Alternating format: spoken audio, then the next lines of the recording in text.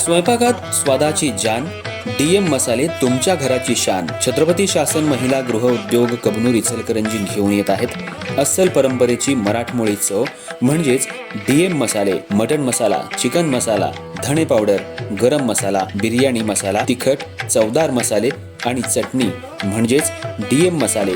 तर आजच आपल्या जेवणाची रंगत वाढवण्यासाठी केमिकल विरहित डीएम मसाले, गृहिणींच्या मनातले मसाले आणि चटणी अवश्य वापरा. डीएम मसाले महिला बचत गटाद्वारे करणारे स्वच्छ माफक दरामध्ये म्हणजेच डीएम मसाले. संपर्क दिव्याताई मगदूम, मोबाईल 91 30 80 22 55.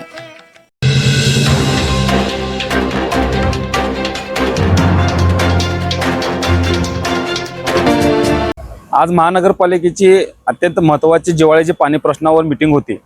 प्रशासनानं दिलेल्या माहितीच्या अधिकाराखालीच मी या ठिकाणी बोलत होतो. त्या ठिकाणी मी सभागृहामध्ये बोलताना सांगितलं होतं की 10 पंप या ठिकाणी सुरू आहेत, बाकीचे पंप सगळे बंद आहेत.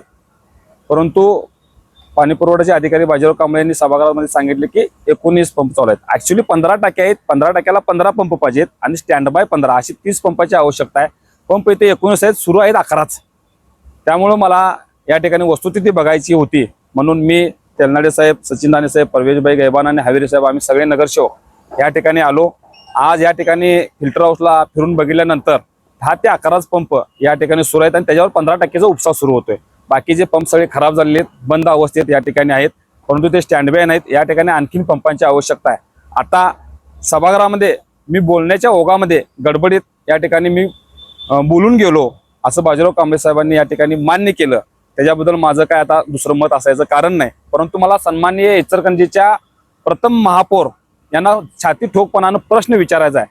पाण्यासारख्या महत्त्वाच्या विषयामध्ये 4 तास या ठिकाणी मीटिंग चालली. 4 तासामध्ये तुम्ही शब्द या ठिकाणी एक बोलला नाही आणि मीटिंग संपल्यानंतर तुम्ही म्हणताय माहिती न घेता विरोधी पक्ष नेते बोलतात किंवा विरोधी पक्षाचे नगरसेवक बोलतात. 4 तास तुम्ही या ठिकाणी खुर्चीवर फक्त बसण्याचं काम केलंय.